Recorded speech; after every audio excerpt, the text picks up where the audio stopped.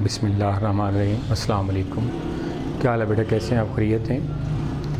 हाँ बेटा, जो हमारा जो नया टेस्ट सेशन में है, जो हमने अभी टेस्ट देने हैं, वो उसमें चैप्टर नंबर हमने जो इंक्लूड किए थे, चैप्टर नंबर 3 है, चैप्टर नंबर 6 है और 7 है।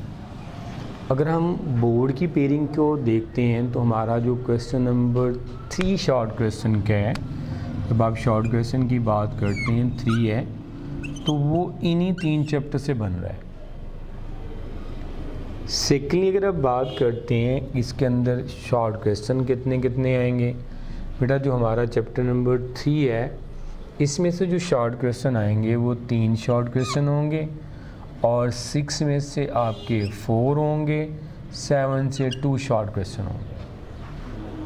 अगर हम लॉन्ग क्वेश्चन की बात करते हैं तो बेटा जो लॉन्ग क्वेश्चन है इस टेस्ट के अंदर वो चैप्टर नंबर 3 से एक लॉन्ग क्वेश्चन बन रहा है, बोर्ड के पॉइंट ऑफ व्यू एक 7 से बन रहा है।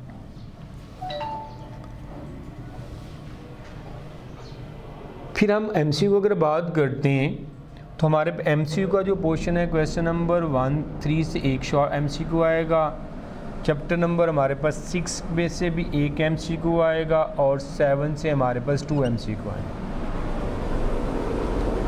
अगर ओवरऑल की बात करते हैं, हमारा जो ये टेस्ट होगा, जो नेक्स्ट टेस्ट कमिंग आ रहा है हमारा, वो चैप्टर नंबर 3, 6 और 7 से है मेरा बेटा। अगर हम ओवरऑल उसकी टोटल नंबर ऑफ एग्ज़ाम के अंदर जो बोर्ड के अंदर कैलकुलेट करते हैं तो वो 32 मार्क्स का पेपर बन रहा है। इतनी इंपॉर्टेंस है इस टेस्ट की।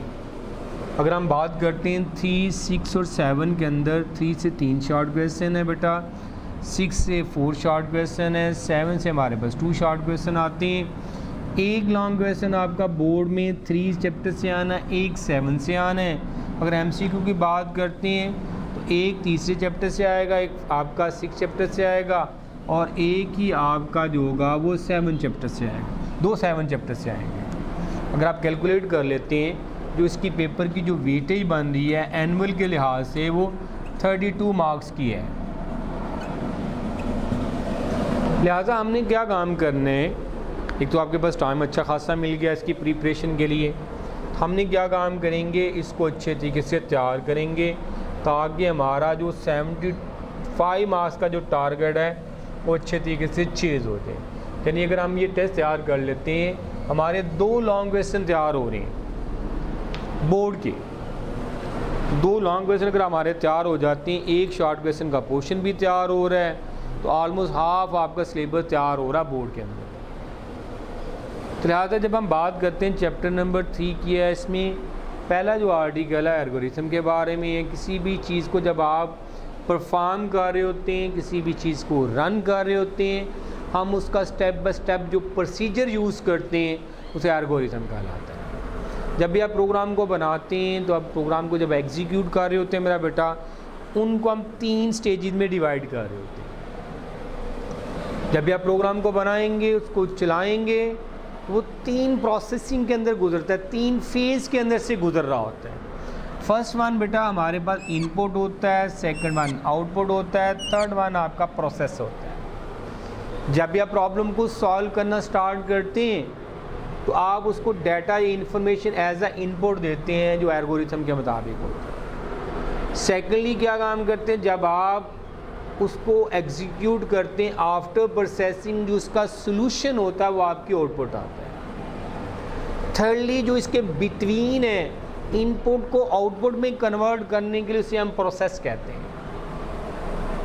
यानी इनपुट से आउटपुट में कन्वर्ट करना वो प्रोसेस कहलाता है। लिहाजा जब हम प्रोग्राम बनाते हैं, फर्स्ट वन हम इसको इनपुट देंगे, उसकी वो प्रोसेसिंग करेगा और देन हमें फाइनली क्या मिलेगा, आपका रिज़ल्ट मिलेगा जो आउटपुट की फॉर्म में होगा। ये स्टेप बाय स्टेप प्रोसीजर जो है एल्गोरिथम कहलाता है।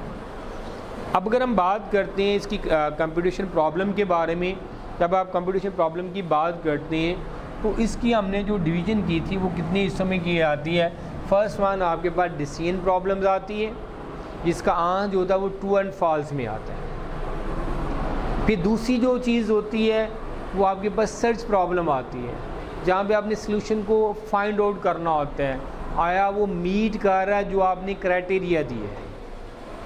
फिर उसके बाद आता है ऑप्टिमाइजेशन प्रॉब्लम्स के बारे में। ये प्रॉब्लम्स के अंदर गोल को फाइंड किया जाता है और बेस्ट सोल्यूशन देखी जाती है according to some criteria. Different solutions आती हैं, उनमें से बेस्ट सॉल्यूशन का इंतखाब किया जाता है। उसके बाद आता है काउंटिंग प्रॉब्लम। ये रेपिटेटिव के लिए इस्तेमाल होता है, नंबर ऑफ़ वैल्यूज़ को काउंट करने के लिए इस्तेमाल होता है, आया वो कितनी दफ़ा कंडीशन को मेट कर रहा होता है। उसके साथ ही हम बात करते हैं इसके लिए वेल डिफ़ाइन और इल डिफ़ाइन के बारे में। एक शॉर्ट क्वेश्चन काफ़ी अहम है, बोर्ड की टेक्स्ट बुक में भी दिया गया है। वेल डिफ़ाइन क्या होता है, इल डिफ़ाइन क्या होता है। तो वो वेल डिफ़ाइन क्या काम करता है, अगर आपने प्रॉब्लम को अच्छे तरीके से डिफ़ाइन कर दिया है वो वेल डिफ़ाइन है। उसका क्राइटेरिया आपने बता दिया, क्लियर गोल बता दिया, इनपुट बता दी है, वो वेल डिफ़ाइन है। इल डिफ़ाइन ऐसी प्रॉब्लम को कहा जाता है जिसके अंदर जो गोल होता है उसमें कुछ डाउट हो, वो इल डिफ़ाइन होता है।